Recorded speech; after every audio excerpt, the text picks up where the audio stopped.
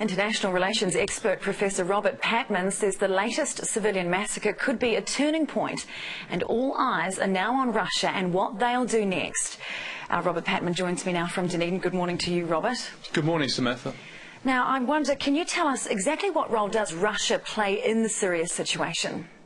Well, Russia has a military base in Syria, and it also provides a lot of the military and economic support for the Syrian regime. It's a relationship that goes back to the Cold War, actually, and it provides a toehold for Russia in the Middle East, and so it's regarded as a strategic and an important relationship for Moscow.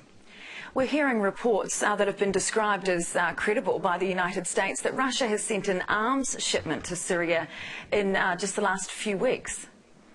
Yes, Saturday, I believe. This is a regular process. These have been coming in. In fact, there's even claims that the Houla massacre, which your coverage just looked at, was the result that Russian artillery may have been used in that particular carnage.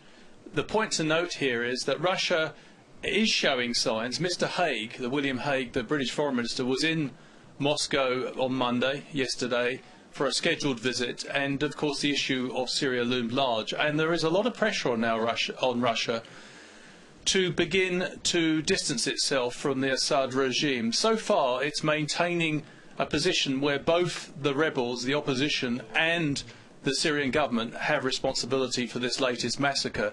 But there are signs that the Russians are beginning to feel the heat, and there are indications that, for example, yesterday Sergei Lavrov, the Russian foreign minister, said pointedly in a press conference with his British counterpart that we are supporting the Kofi Annan plan and not the Syrian government, which seems to me a warning to the Assad regime that they can't count on Russian support indefinitely given the carnage going on.